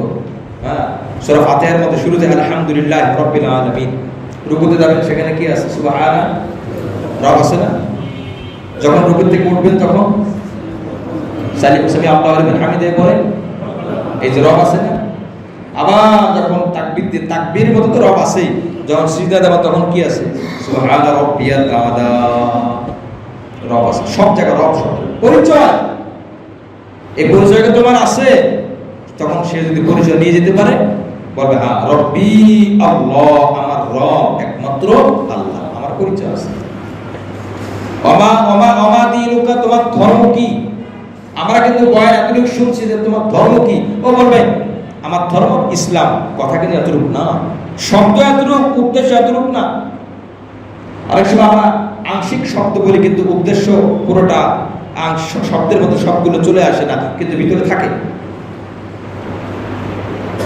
মুআজ্জাজ হাজিরিন, এই জন্য তোমার ধর্ম কি, এর অর্থ কি জানেন? তাফসীরের মধ্যে আসছে তুমি কোন ধর্ম দুনিয়ার থেকে পালন করে এসেছো, তোমার ধর্ম সম্পর্কে তোমার ধারণা কি, তুমি কি ধর্ম মেনে আসছো কিনা। যদি ওই আল্লাহর বান্দা দুনিয়াতে ইসলাম ধর্ম মেনে আসে, ইসলাম ধর্মের উপরে পরিচালিত, নিজেকে পরিচালনা করে, ইসলাম ধর্মের উপরে সে চলতে থাকে, তখনই সে বলতে পারবে দীনি আল ইসলাম, আমার ধর্ম, আমার একমাত্র ধর্ম হলো ইসলাম। সুবহানাল্লাহ। আর যদি এর মধ্যে ভেজাল থাকে, ইসলামও মানে মসজিদেও আসে, মন্দিরেও যায়, ইমানও রাখে, শিরকও করে, সুন্নাতও মানে, বিদআতও মানে, একদম পুরা খিচুড়ি বানায় ফেলছে, তাহলে একমাত্র কি হবে বলেন? এই আয়াতের অর্থ কি? ইসলামই একমাত্র ধর্ম। তা আমি তো নাসারত থেকে কিছু শুনেছি, আমার চুল কাটা, বলেন তো আমাদের সমাজে না, পুরো বাংলাদেশের প্রেক্ষাপটে যুব সমাজ থেকে শুরু করে আমাদের চুল কাটা, আপনি কয় পার্সেন্ট দেখাতে পারবেন নবীর আদর্শের উপর চুল কাটা হয়? আমাদের নবী চুল কাটছেন কি কাটছেন না? চুল রাখছেন কি রাখছেন না? রাখছেন, চুল কাটছেন, কিন্তু তার একটা পদ্ধতি আছে কি আছে না? আছে। আপনি হিসাব করে জরিপ করে বের করেন, যুব সমাজ দিকে একটু লক্ষ্য করেন। আমরাও তাদের পিছনে চেষ্টা করি না, যেমনি সামনে করব। গত এই রমজানে, গত রমজানে এতে কাবে যখন বসছিলেন, একটা ছেলে বসছিল, অল্প বয়স আছে, 9 বা 10 8 পড়ে, ও চুল সামনে বড়, আর সাইডে, এই দুই সাইডে এবং পিছনে ছোট। মাসালা আগে বলে যায়, যদি চুল রাখতে হয় সব জায়গায় সমান, আপনি ছোট করেন এতটুকু করেন, বড় করেন আরো বড় করেন, সব জায়গায় সমান। আর যদি বাবরি রাখতে হয় 3 পদ্ধতি আছে। বলেন কয় পদ্ধতি? একটা হলো কান বাবরি, আর একটা হলো ঘাড় পর্যন্ত, এর উপরে চুলটা এসে কানের নদী পর্যন্ত আসবে 1। 2 নম্বর উপরে চুলটা এসে কাঁধ পর্যন্ত আসবে, ঘাড় পর্যন্ত আসবে। 3 নম্বর উপরে চুলটা সব মিলে এসে এই কাঁধ ছুঁই অবস্থা। এই 3 প্রকার বাইরে কোনো অপশন নাই। তাহলে যে সমস্ত বড় বড় পিসাব দাবি করে পিঠ পর্যন্ত মাজা পর্যন্ত বিশাল বড় বড় চুল রাখে, ওনারা কোন তরিকার পীর? ওনারা কোন তরিকার উপর ভিত্তি করে ইসলাম মানে? এরপরে চুলে ফরজ গোসলের সময় প্রত্যেকটা চুল ধোয়া ফরজ। হযরত আলী রাদিয়াল্লাহু তাআলা আনহু সবসময় অনেক টাক হয়ে যেতেন, ওনার চুল একদম ছোট, নেট আপনার টাক বানায় ফেলতেন। জিজ্ঞেস করা হয়েছে আপনি এত টাক খান কেন? বলে আমার ভয় হয়, আমার চুল বড় থাকার কারণে। বাবরি রাখা তো সুন্নাত, কি বলেন কথা ঠিক কিনা? যে কোনো এক পন্থায় চুল রাখা সুন্নাত, কিন্তু আমি সুন্নাত পালন করতে যে গোসলটা ঠিকভাবে না হয়, চুলটা যদি সব না ভেজে, তাহলে ফরজ তরক হয়ে যাবে। আমি ফরজ ঠিক রাখা, তাহলে সুন্নাতকে আপাতত স্থগিত করছি। এ হলো আলী রাদিয়াল্লাহু আনহুর আমল। ইবনে মাজাহ শরীফের মধ্যে আসছে। এখন এই চুল সবগুলো দেওয়া ফরজ। উনি বড় বিশ্বাস, মাশাআল্লাহ, উনি চুলে এমন ভাবে জটটা লাগাইছে, ফায়ার করেও পানি ভিতরে ঢুকানো সম্ভব না, এমন ভাবে লাগাইছে ভিতরে। তাহলে ওনার ফরজ গোসল আদায় হয়, উনি নামাজ পড়েন, কিন্তু অনেক বড় বিশ্বাস। অনেক ধর্মের আছে, অনেক বাউল শিল্পীরাও আছেন, ভালো কাজ করলে ভালো কথা বলবো, খারাপ সুন্নাত পরিবর্তে বেদাত কাজ করলে কাজের তো বদনাম করতে হবে। আমরা পাপীদের বদনাম করতেছি না, পাপের বদনাম করতেছি। ওনাদের যে কর্ম দাবি করেন কোরআন হাদিস মতে আমরা চলতেছি, সব কিছু ইসলাম মতে আছে, কিন্তু তার মাথা থেকে পা পর্যন্ত তাকালে দেখা যায় না যে ইসলাম তার মধ্যে আছে। চুল রাখার সুন্নাত তরিকা আছে, সব জায়গা ছোট রাখবেন, রাজি আছেন ইনশাআল্লাহ? বড় করেন, সুন্নাত তরিকা বড় করেন, জেনে বড় করেন। কিন্তু মাশাআল্লাহ, যত এখনো পর্যন্ত চুলের ফ্যাশন, কোন সেলুনের দোকানে গেলে সে বলতে পারবে ভাই দুনিয়াতে কতগুলো ফ্যাশন আছে, কতগুলো আইটেম আছে, ডিজাইনের কতগুলো আছে, আপনি বলেন তো? কোন সেলুনওয়ালা বলতে পারবে না। কারণ দিন যায় এটাকে পরিবর্তন হয়। এই যে এত আদর্শ, এগুলো সব মুহাম্মদ রাসূলুল্লাহ সাল্লাল্লাহু আলাইহি ওয়াসাল্লামের আদর্শ? সব পাশ্চাত্যের ধার করা আদর্শ। মুআজ্জাজ হাজরিন, এদের যে কথা বলতেছিলাম, আমার চুলটা দেখলে তো মনে হয় না আমি মুসলমান, আমি মুসলিম। আমরা যখন অন্যদের সাথে চলি অন্যদের মতো হয়ে যাই, কিন্তু আমরা অন্যদেরকে আমাদের মতো বানানোর চেষ্টা করি না। শুধু একটু বোঝার জন্য, গত বছর কাতারে যে ফুটবল খেলা হলো আপনারা দেখছেন বা জানেন অনেকে, সৌদি বাদশাহ এসেছিল সম্ভবত। তারা যে উপরে আবা পরে, এটা রাসূলের একটা সুন্নতি পোশাক। তারা কিন্তু খেলোয়াড়দের পোশাক ধারণ করে খেলোয়াড়দের কাছে আসে নাই, বরঞ্চ তার নিজের আবাটা, সে কিন্তু মুসলমান না, তার নিজের আবাটা খুলে খেলোয়াড়ের গায়ে পরিয়ে দিয়েছে। আপনারা জানেন কিনা বলো না? জানেন না? একটু তো শিক্ষা নেওয়া যায়। আমাদের অবস্থা এমন, আমাদেরকে কি অসহায় মনে হয়। আল্লাহর নবী যদি দুনিয়াতে থাকতেন, বলতেন যে বাংলাদেশের উম্মত এত অসহায়, আমার তো এদের জন্য বড় দুঃখ হয়। এদের কোনো আদর্শের অভাব নাই।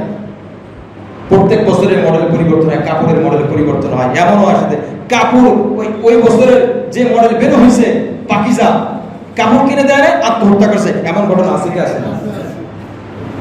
তার জানের থেকে মডেল, ওই ডিজাইনের দাম বেশি, ফ্যাশনের দাম বেশি। কোন পর্যায়ে গেছে?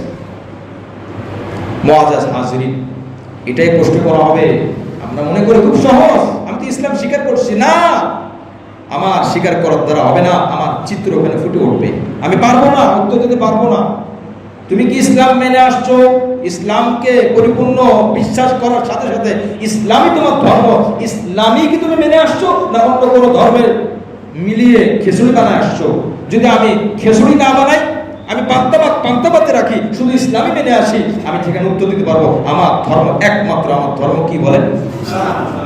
আজ খিচুড়ি বানায় যায়, হা হা লা আদ্রি, হা হা লা, হায় হায় আমি তো জানি না, হায় না আমি তো জানি না। কারণ ওখান থেকে একটু আনছি, ওখান থেকে একটু আনছি, নাসারাত থেকে একটু আনছি, হিন্দুর থেকে একটু আনছি।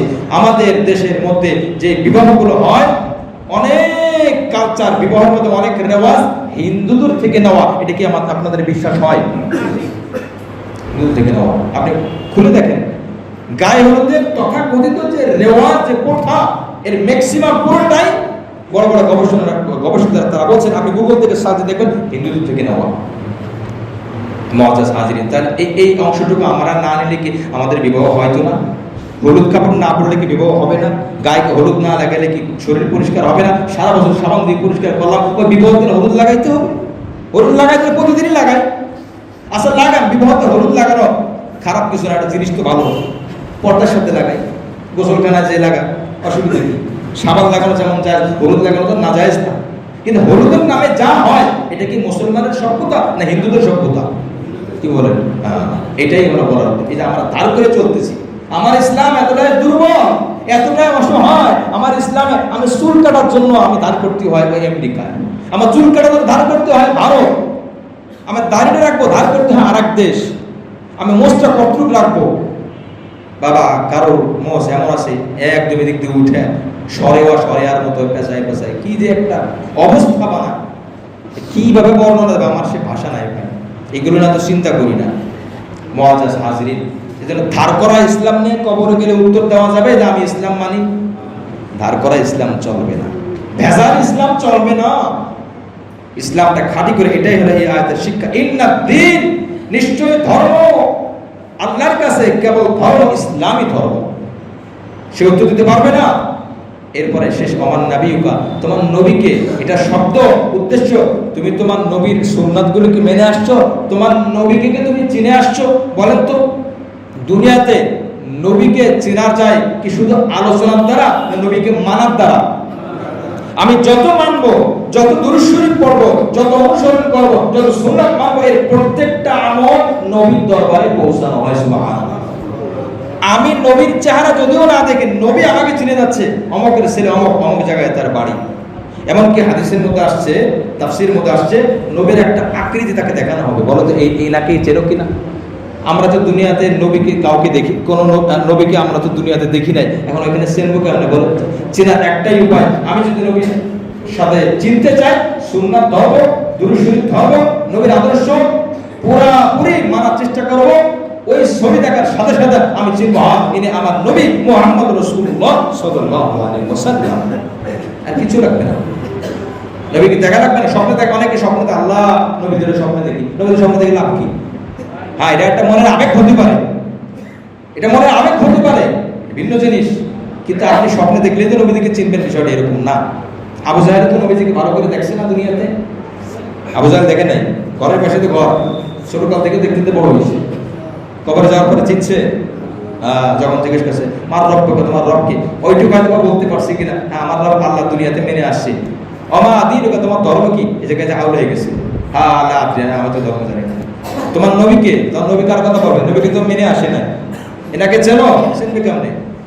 চোখের উপর তো পার্টিশন ছিল, মনের চোখ দিয়ে নবীজিকে দেখে নাই, চর্ম চোখ দিয়ে নবীজিকে দেখছে, এই জন্য নবীজিকে চিনতেছে না।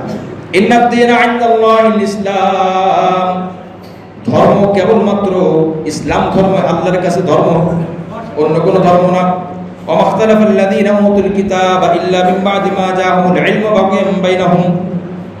ঘটনা যদি মনে থাকে একটু মনে করার চেষ্টা করি। ইতিপূর্বে চলে গেছে আবু হায়রা নামে এক পাদ্রী আলেম, তারা জানতো ইসলাম সত্য, নবী সত্য, তা জানা সত্ত্বেও নাসরা ধর্ম পালন করতো। নাসরা ধর্মের গুরু ছিল, পাদ্রী ছিল। কেন? শাসকদের থেকে কি নেওয়া যায় বলেন? মোটা মোটা মানি নেওয়া যায়, সুবিধা নেওয়া যায়, সুবিধা নেওয়া যায়, অসম্ভব। গত কয়েকদিন আগে এটা মাসআলা জানানোর জন্য বলছি। বদিউজ্জামান নামে এক মুসল্লি ছিলেন, আমাদের এখানে মারা গেছেন গত কয়েকদিন আগে। ওনার 3 জনের ছেলে, অত বেশি বড় না, 3 জনই অল্প বয়সী। জানাজা করার পর খুব আবেগময়, আমাকে তারা হাদিয়া দিতে চাচ্ছে। আমি জানাজার নামাজ পড়াইছি, জোর করে দিবেই দিবে, কেমন যেন সে না দিতে পারলে তার কষ্ট লাগতেছে, আমি দেখতেছি তার কষ্ট লাগতেছে, না নিলে কেমন যেন এটা লজ্জা। আমার বাবার জন্য আপনি দোয়া করলেন, জানাজা করেন, আপনি নেবেন না, এটা আমার জন্য কেমন যেন এটা কবুল হবে না জানাজার নামাজ। আমি মনে মনে বলি, আরে বেটা এটা নিলে তো কবুল হবে না, অনেকবার জোরাজোরি করছে আমি নিয়ে নেই, কারণ নিয়ে নেই, এটা না যায়, সেটা হারাম। যেটা হালাল ওটা দরকার চেয়ে নেবো আপনার থেকে, যেটা হারাম ওটা আপনি ইনশাআল্লাহ কোটি টাকাও যদি আনেন, এই ইমানের বল এখনো পর্যন্ত আলহামদুলিল্লাহ আছে, অসম্ভব। আপনি একটা কথা বলবেন ইসলাম পরিপন্থী, শরিয়াত পরিপন্থী, সুন্নাত পরিপন্থী, আপনি বলবেন আপনার চেহারা দেখে আপনার সাথে সম্পর্ক আছে এই জন্য আমায় ঘুরাই দিতে হবে, এটা অসম্ভব, এটা অসম্ভব। কি বল কথা ঠিক কিনা? এটা আমানতদারিতা। সব জায়গায় চলা এটা তো মূল বিষয় না, যেটা হারাম ওটা হারাম, যেটা হালাল সেটা হালাল। আচ্ছা উদাহরণ জন্য, মিথ্যা কথা বেশি না সত্য কথা বেশি বর্তমান সময়? তাহলে মিথ্যা কথা কি হালাল হয়ে গেছে? এই সহজ। হারাম বেশি হলে সেটা হালাল হয়ে যায় না, হালাল কম হলে সেটা হারাম হয়ে যায় না। বর্তমান সময় অন্যায়ভাবে সম্পদ উপার্জন, জুলুম করে টাকা নেওয়া, চুরি করা, ডাকাতি করা, আত্মসাৎ করা, সুদের মাধ্যমে, ঘুষের মাধ্যমে, সব হারাম না? তো হারামের সংখ্যা কিন্তু বেশি। বাজারে মিথ্যা কথা বলে বলে মাল বিক্রি করা, এটা হারাম। রিক্সা করছে 10 টাকার ভাড়া, ঘুরে ঘুরে 30 টাকা, 40 টাকা, 50 টাকা বিল করছে, এটা হারাম। তো ম্যাক্সিমাম হারাম, কিন্তু এই হারাম কিন্তু হালাল হয়ে যায় নাই। এই যে হুজুর নিছে, আমি তার ব্যাপারে কোনো মন্তব্য করতে রাজি না, বাকি এই কাজটা না যায়। মুআজ্জাজ হাজিরিন, এই জন্য হক আপনাদের কাছে বলার উদ্দেশ্যে দোয়া চাই। আমি আমাকে নিষ্কলুষ মনে করি না, দোয়া চাই যেন হকের উপরে থাকতে পারি, হকের উপরে আমল করতে পারি। যতই অসহায় অবস্থায় থাকি, যতই কঠিন অবস্থায় থাকি, হকের উপরে যেন থাকতে পারি। আরে উপরে যদি কষ্ট থাকে, হকের উপর থাকতে পারে, মনের মধ্যে একটা আলাদা তৃপ্তি, আলাদা স্বাদ সে পায়, যে স্বাদটা একমাত্র আল্লাহ পাক দান করেন। এটা নিজে অর্জন করে নেওয়া যায় না। আপনাদের কাছে দোয়া এইটাই ভিক্ষা চাই, যতদিন আল্লাহ জীবিত রাখেন, দায়িত্বে রাখেন, যেখানে রাখেন, যে মসজিদে দায়িত্ব হোক, হকের উপর যেন থাকতে পারে। এই দোয়াটা আপনাদের কাছে দোয়া করবেন তো ইনশাআল্লাহ। এই দোয়া চাই ব্যাস। আর কোনো পরীক্ষা করেন না আমাকে আবার, যে দেখে কি করে, পরীক্ষা ফেল করে দেবো, আমার এই মত মজবুত না। আমি দোয়ার জন্য বলছি, যতটুকু জানি অতটুকু অন্তত মানার চেষ্টা করি, তবে আপনাদের সাহায্য লাগবে, সাহায্য ছাড়া সম্ভব না। দুনিয়াতে মানুষ ইসলাম মানার জন্য একে আরেকজনের সাহায্য লাগে কি লাগে না বলেন? 10 জনের 9 জন চলে একদিক, আর একজন চলে আর একদিক, সূরাতুল উল্টা দিক, এটা তো ইসলাম মানা সম্ভব না। মুআজ্জাজ হাজিরিন, তো আল্লাহ পাক রব্বুল আলামিন, ওই যে আবু হারিস যে পাদ্রীর কথা বললাম, এর জানা 70 টাকার জন্য ব্যাস ধর্ম বিকৃত করছে। ওমাখতালাফাল্লাযীনা উতুল কিতাবা ইল্লা মিন বাদি মা জাআহুল ইলমু বাগয়ান বাইনাহুম। যাদের কাছে, অনুবাদ করতেছে একটু খেয়াল করে শুনি, যাদের কাছে কিতাব দেওয়া হয়েছে, যাদের কাছে কিতাব দেওয়া হয়েছে, কিতাব এসে গেছে, জ্ঞান এসে গেছে, তারা কিতাব জ্ঞান আসার পরেও মতানক্য করেছে একটা কারণে। কারণটা পরে বলতেছি, বলেন তো, যখন আমার কাছে সঠিক জ্ঞান আসে, সঠিক বিধান আসে, তখন কি আমার দায়িত্ব কি সঠিক জ্ঞানের উপর আমল করা, নাকি ওটাকে বাদ দেওয়া? আমল করা। তো এখানে আমরা যারা সবাই এই ব্যাপারে আমি স্বীকারোক্তি দিই, আমার কাছে আসলো একটা জ্ঞান, 5 ওয়াক্ত নামাজ পড়া ফরজ না সুন্নাত? আমার 5 ওয়াক্ত নামাজ আদায় করবো তো ইনশাআল্লাহ। যারা আদায় করে যারা ধারাবাহিকতা শহীদ করতে পারে। আরেকটা হলো পুরুষদের জন্য, বালেগ পুরুষদের জন্য কোনো অসুবিধা না থাকলে মসজিদে এসে নামাজ পড়া ওয়াজিব। কি বলেন? 4 মাযহাবের মধ্যে 4 ইমামের বড় ইমামের একজন আছে, ইমাম আহমদ বিন হাম্বল রাহমাতুল্লাহ আলাইহি। 10 লক্ষ হাদিস মুখস্থ ছিল। ইমাম বুখারীর উস্তাদ, ইমাম বুখারীর শিক্ষক, ইমাম বুখারীর শিক্ষক, খুব বাছাই করা শিক্ষক, তার মধ্যে সেরা টপ লেভেলের একজন শিক্ষক হলো ইমাম আহমদ বিন হাম্বল রাহমাতুল্লাহ আলাইহি। ইমাম বুখারীর 6 লক্ষ হাদিস মুখস্থ ছিল। আমরা শুধু ইমাম বুখারীকে চিনি, অন্য কোন ইমামদেরকে চিনি না। ইমাম বুখারীর 6 লক্ষ হাদিস মুখস্থ ছিল, আর ইমাম আহমদ বিন হাম্বলের 10 লক্ষ হাদিস মুখস্থ ছিল। বলেন তো, ইমাম বুখারীর ইলম বেশি না আহমদ বিন হাম্বলের ইলম বেশি? তার নামাজ নাই। আরো আসেন, হুজুর তার কি কোনো কিতাব আছে? হ্যাঁ, কিতাব আছে। ইমাম বুখারীর যে কিতাব, এই কিতাবে 7275 হাদিস মাত্তাকরার পুনরাবৃত্তি হাদিস সহকারে। পুনরাবৃত্তি ছাড়া যদি আপনি ধরেন, তাহলে আপনার 4000 এর কিছু বেশি হাদিস পুনরাবৃত্তি সহকারে ধরি 7000 হাদিস। আর ওনার উস্তাদ আহমদ বিন হাম্বল, যার 10 লক্ষ হাদিস মুখস্থ, তিনি যে হাদিসের কিতাব লিখে গেছেন, প্রায় 35 থেকে 40,000 হাদিস ওই কিতাবের মধ্যে আছে। সুবহানাল্লাহ। আজকে জুমার সময় একটা হাদিস পাঠ করেছি, 21,753 নম্বর হাদিস শাবান সম্পর্কে। 21,753। আর বুখারীর মধ্যে সর্বোচ্চ কত বলেন? ভুলে গেলেন? কত? 7,000। 7,275, 7,275, 7,000 ধরেন। তো এই হাদিসটা 21,753, এত বড় 52 খণ্ড। দাম কত একটু বলি, একটা কিতাবের দাম 1 লক্ষ টাকার উপরে। এটা আরো কয়েক বছর আগের কথা, 1 লক্ষ টাকার উপরে। এই বাংলাদেশে ছাপানো হয় না, কে কিনবে এত টাকা দিয়ে? মুআজ্জাজ হাজিরিন, যারা কি পড়তে পারবে তাদের কাছে টাকা নাই, আর যাদের কাছে টাকা তারা পড়তে পারে না, এই জন্য এগুলো হয় না। এগুলো সরাসরি মিশর, বৈরুত সব জায়গা থেকে আপনার শিপে, জাহাজে করে আনা হয়, এনে কিছু রাখে, ব্যাস যার দরকার হয় সে এখান থেকে নিয়ে নেয়। মুহতারাম হাজিরিন, এই আহমদ বিন হাম্বল রাহমাতুল্লাহ আলাইহি বলছেন, যে ব্যক্তি ওযর ছাড়া মসজিদে জামাতে হাজির হয় না, পুরুষ বালেগ, তার নামাজ হয় না, ওই নামাজ আবার করতে হবে। হাদিস দিয়ে বলছে, ওনার কোনো কথা হাদিস ছাড়া নাই। ওযর ছাড়া, অসুবিধা ছাড়া যদি মসজিদে না আসে, একা একা নামাজ পড়ে, কোনো অসুবিধা নাই, তাহলে তার নামাজ কি বলেন হয় না। খুব গুরুত্বপূর্ণ। এই জন্য আমাদের নামাজ, 5 ওয়াক্ত নামাজ জামাতের সাথে মসজিদে আসে পড়তে পারি। আল্লাহ যেন আমাদের সকলকে তৌফিক দান করেন, আমিন। তো জ্ঞান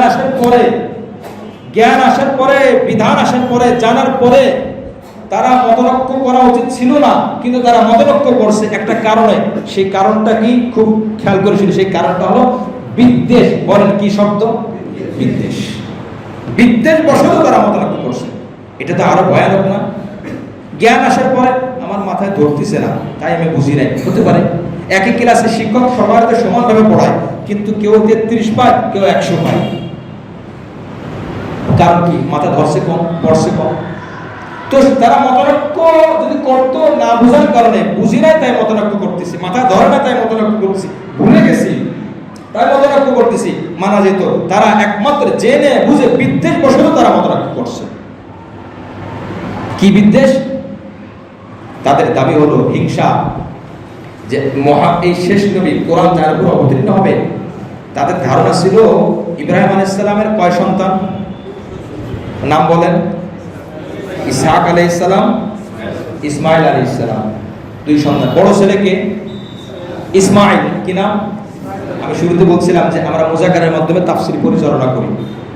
ইসমাইল আলাইহিস সালাম, ইসহাক আলাইহিস সালামের বংশে অনেক নবী। ইসহাক আলাইহিস সালামের ছেলে ইয়াকুব, তার ছেলে ইউসুফ আলাইহিস সালাম, এভাবে তার বংশে অনেক নবী আসছে। কিন্তু ইসমাইল আলাইহিস সালামের বংশে আমাদের নবীর আগে আর কোন নবী নাই, আমাদের নবী হলো নবী। তো তাদের ধারণা সব নবী তো ইসহাকের বংশে, তো আমরা তো মনে করছি আখির নবী ইসহাকের বংশে হবে। যেহেতু সেই বংশে হয় নাই, সেহেতু আমরা মানতে পারবো না। এটা আমাদের বিদ্বেষ। জুড়ে বলি নাউযুবিল্লাহ।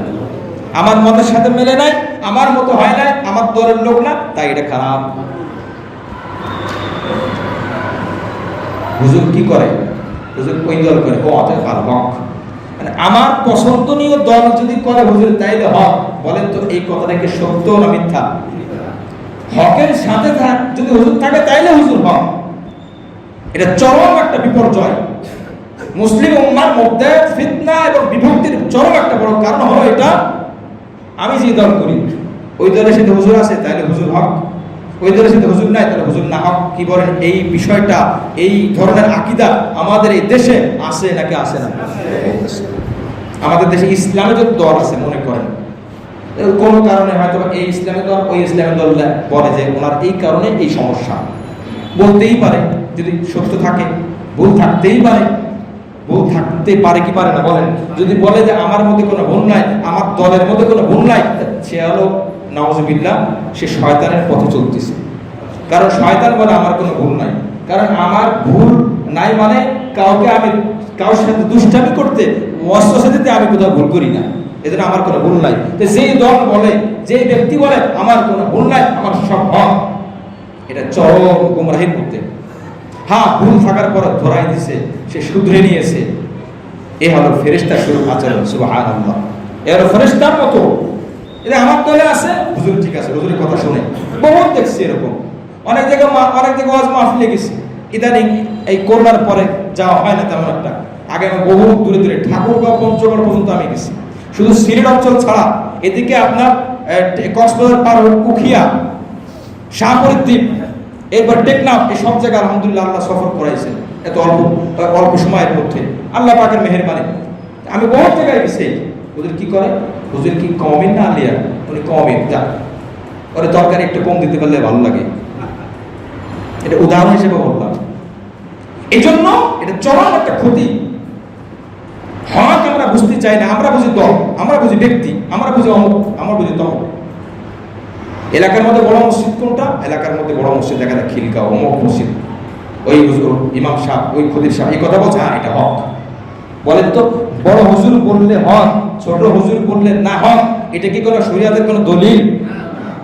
বড় হুজুর তার বড় পদে থেকে যদি একটা সুন্নাতকে বিদআত বলে দেয়, আর ছোট হুজুর তাকে কেউ চেনে না, সুন্নাতকে সুন্নাত বলে, বিদআতকে বিদআত বলে, ওই বড় হুজুর চরম ভুলের মধ্যে আছে, এই ছোট হুজুর হকের উপর আছে।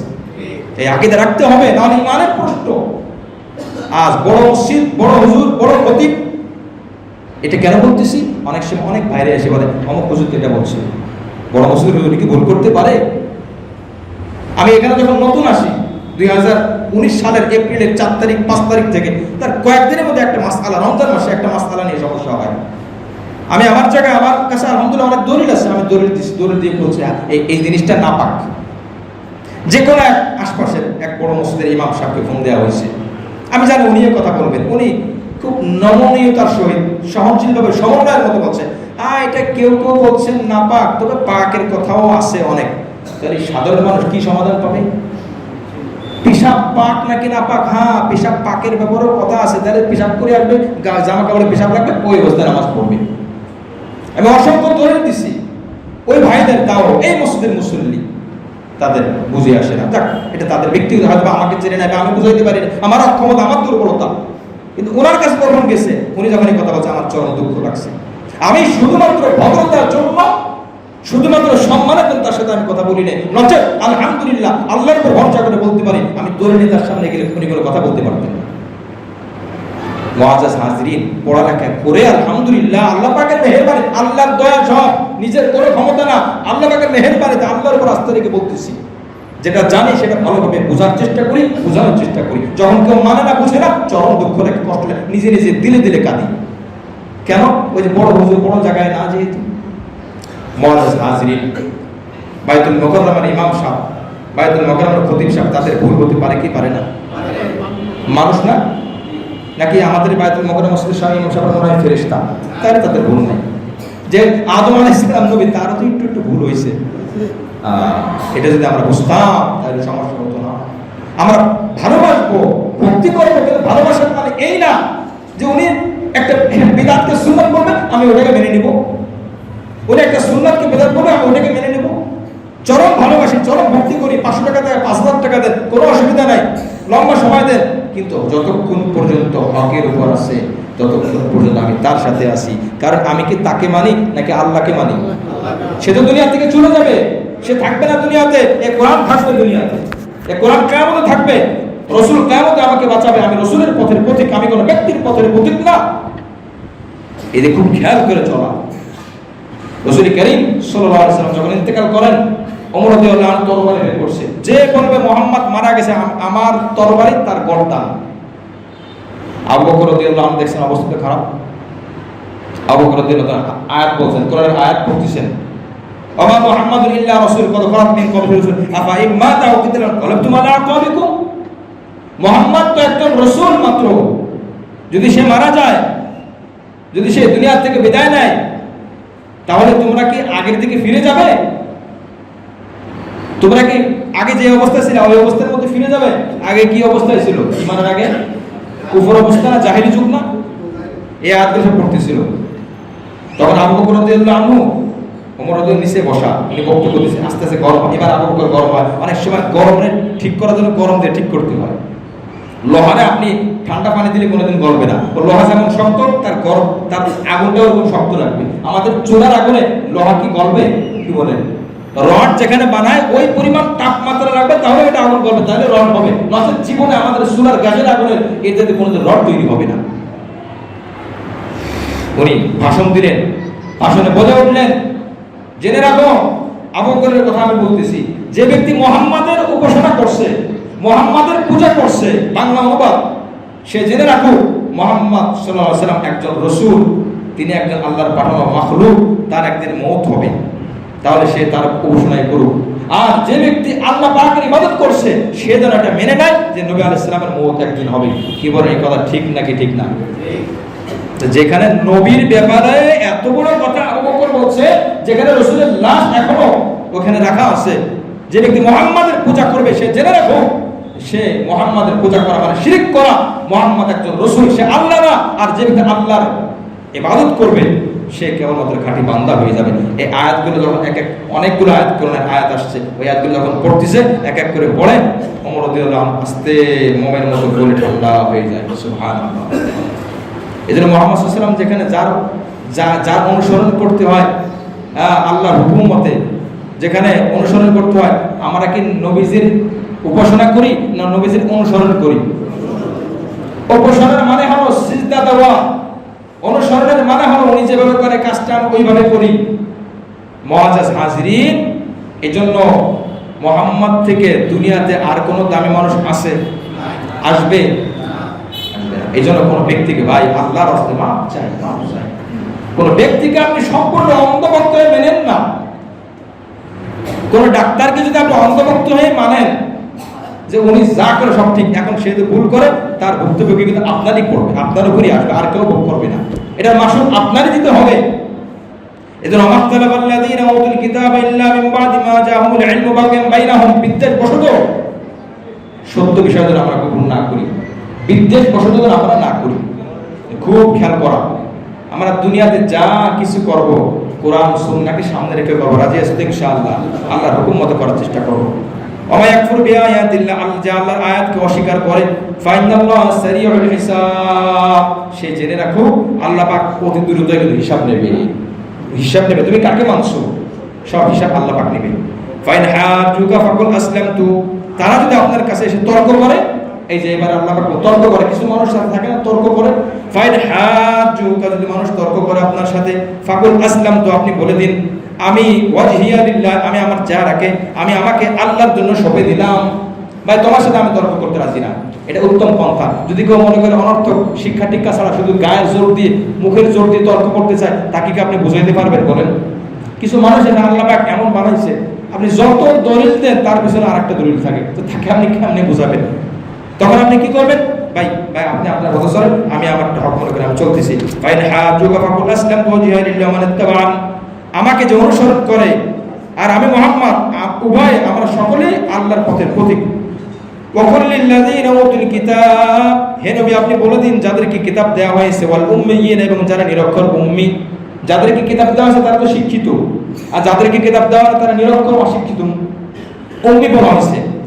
আসলামতুম প্রশ্নবোধক শব্দ, কিন্তু উদ্দেশ্য প্রশ্ন না, উদ্দেশ্য আদেশবাচক শব্দ।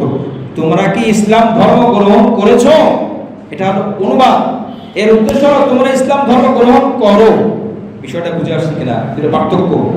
আসলামতুম ফাইন আসলামু, এরপর আল্লাহ পাক বলে দিলেন ফাইন আসলামু, যদি কেউ মেনে নিলাম, ব্যাস আমি তর্ককে সামনে বাড়ালাম না, আমার জ্ঞানকে আমি সামনে বাড়ালাম না। ফাইন আসলামু ফাকাদ ইহতাদাউ, সে হিদায়াত পেয়ে গেল। জোরে বলেন সুবহানাল্লাহ। এদের মানার নাম ইসলাম, তর্কের নাম ইসলাম না। তর্কের দ্বারা সফলতা নাই, মানার দ্বারা সফলতা। বাবার সাথে আপনি তর্ক করবেন, তাইলে হবেন আপনি বেয়াদব। বাবার কথা মেনে নেবেন, আপনি ভদ্র। রাসূল কারীম সাল্লাল্লাহু আলাইহি ওয়াসাল্লামের কাছে এসে বিচার দিয়েছে আবু হুরায়রা, হুজুর আমার মা তো কাফের, আমাকে অনেক কষ্ট দেয়, উল্টাপাল্টা বকাঝকা করে, মারধর করে। আল্লাহর নবী বলেন তুমি কি করো? বলে হুজুর আমি আপনার অনুমতির অপেক্ষা আছি, আমি কি করব বলেন? আল্লাহ নবী বলেন কিচ্ছুই করবে না, ভদ্রতাপূর্ণ আচরণ করবা। জোরে বলি সুবহানাল্লাহ, নবীর শিক্ষা। কিছুদিন পরে কি হয়েছে? হুজুর একটু দোয়া করেন আমার মায়ের জন্য। মায়ের জন্য দোয়া করছে, দৌড়ায় গিয়ে দেখে মা গোসল করতেছে, ওযু করতেছে, বলে আমাকে মুহাম্মাদের কাছে নিয়ে যাও। নবীর কাছে আনা হলো। নবী আলাইহিস সালাম আপনি আমাকে কালিমা পড়ায় মুসলমান বানাই দেন। সুবহানাল্লাহ, মুসলমান। কিন্তু ওই মা কোনোদিন বলতে পারে নাই যে আমি যখন কাফের ছিলাম তখন আমার ছেলে ইমানদার হওয়ার কারণে মুহাম্মাদের অনুসরণ করার কারণে আমাকে কষ্ট দিছে। বরং আরো কি করে জানেন? ওই মা যে কাফের ছিল বলে আবু হুরায়রা তুমি আমার ছেলে ঠিক আছে, তুমি তো হকের উপর আছো, আসলে তোমাকে আমি কষ্ট দিছি, তুমি আমাকে মাফ করে দাও। জোরে বলেন সুবহানাল্লাহ। যখন মুরব্বীর সাথে ভালো আচরণ করো, ওই মুরব্বী ছোটর কাছে মাপ চাবে। এটাই তো ইসলামের শিক্ষা। এই জন্য বাপ মা যতই খারাপ হোক, কথার কথা আল্লাহ না করুক, বাপ মাকে কষ্ট দেওয়া যাবে। রাসূল 3 বার বলছে ওয়াইন জলামা ওয়াইন জলামা ওয়াইন জলামা। বাপ মা অন্যায় ভাবে সন্তানের উপর জুলুম করতেছে একবার, বাপ মা অন্যায়ভাবে সন্তানের উপর জুলুম করতেছে 2 বার, বাপ মা অন্যায়ভাবে সন্তানের উপর জুলুম করতেছে 3 বার। 3 বার রাসূল বলছেন, আল্লাহ রাসূল এরপর বলেন তারপরেও তুমি ন্যায়সঙ্গতভাবে তার সাথে ভদ্রতামূলক আচরণ করো। সুবহানাল্লাহ। এটা ইসলামের শিক্ষা। এটাই হলো আমরা শিক্ষা দিই। আমরা বাপ মার সাথে বেয়াদবি করা কখনো শিক্ষা দিই না।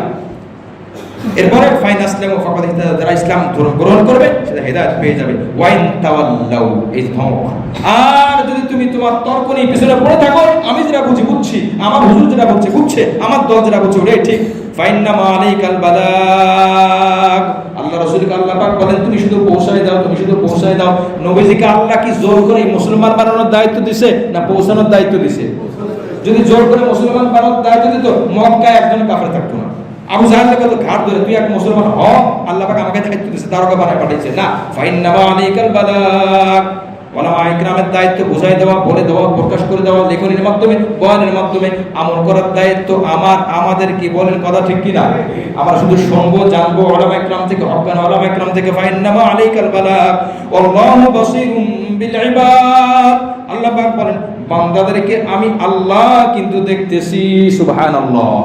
মানে তুমি তর্ক করো, যা করো, আমি আল্লাহ তোমাকে দেখতেছি। আল্লাহ পাক রব্বুল আলামিন এই 2 আয়াতের শিক্ষা আমাদের সকলের জীবনে বাস্তবায়ন করার তৌফিক দান করেন। আমিন। তাহলে প্রথম আয়াত হলো ইসলামটাই মানবো, সবকিছু ইসলাম, বিদ্বেষ করবো না। হক যখন আসবে তখন মেনে নেব, সার কথা। হক যখন আসবে তখন কি করবো বলেন? যদি নাও মানি, আমাদের বিশ্বাসটা করবো, আমল করতে পারতেছি না, বিশ্বাস করব। এরপরে তর্ক করবো না, অনর্থক তর্ককারীদের সাথে তর্ক করবো না, সুন্দর ব্যবহার করবো, বোঝানোর চেষ্টা করবো, দলিল দেবো। সর্বশেষ আর পারতেছি না ভাই, মাফ চাই আপনার কাছে, আপনার কাছে মাফ চাই, আপনি আমার বাঁচান, আপনি নিজে বাঁচান। কারণ আমার দায়িত্ব আপনাকে বুঝাই দেওয়া না, আমার দায়িত্ব আপনাকে পৌঁছাই দেওয়া। আল্লাহ বাসীরুম বিল ইবাদ। আর আল্লাহ পাক আমাদেরকে সবকিছু দেখেন। আল্লাহ পাক আজকের এই কথাগুলোকে কবুল করেন, সঠিক কথাগুলো আমল করার তৌফিক দান করেন। আমিন।